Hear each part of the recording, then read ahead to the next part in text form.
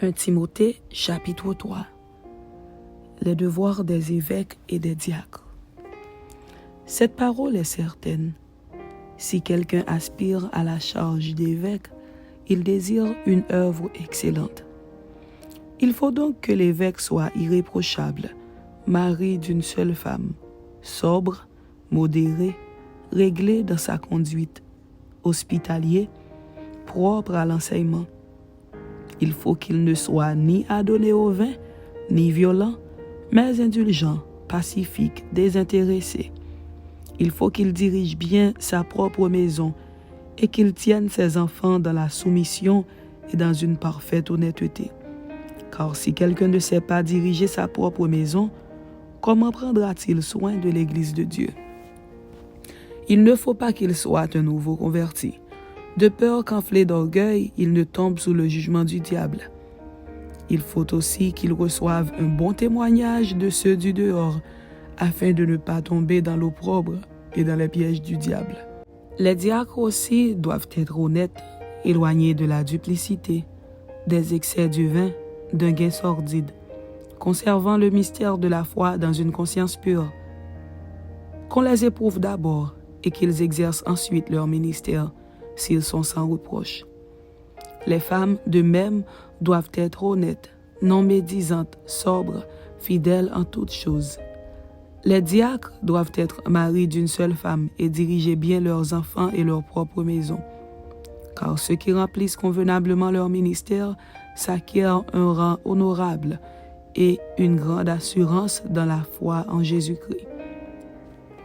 Je t'écris ces choses avec l'espérance d'aller bientôt vers toi, mais afin que tu saches, si je tarde, comment il faut se conduire dans la maison de Dieu, qui est l'Église du Dieu vivant, la colonne et l'appui de la vérité.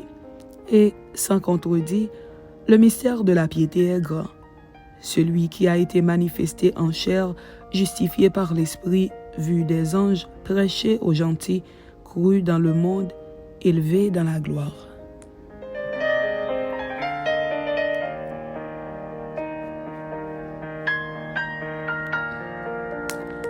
« 1 Timothée, chapitre 4.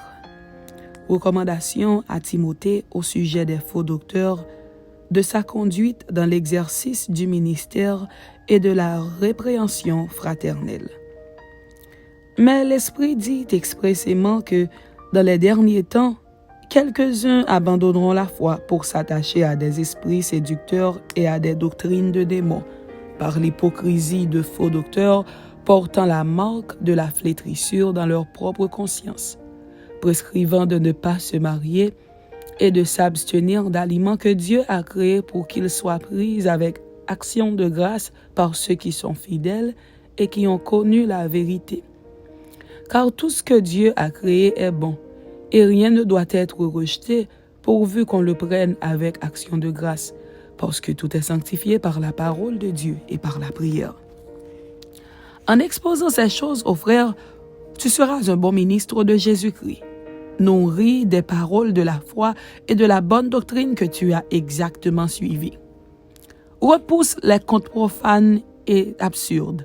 Exerce-toi à la piété, car l'exercice corporel est utile à peu de choses, tandis que la piété est utile à tout, ayant la promesse de la vie présente et de celle qui est à venir.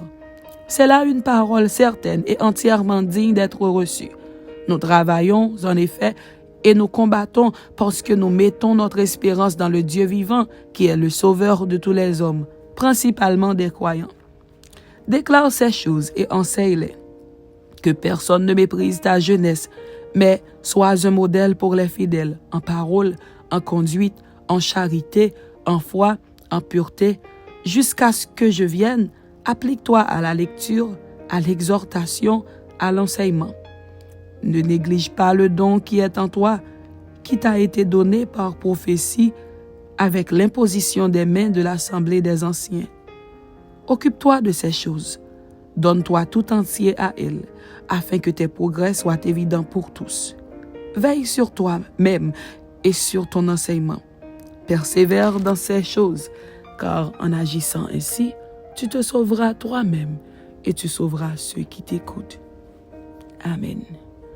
C'était 1 Timothée chapitre 3 et 1 Timothée chapitre 4.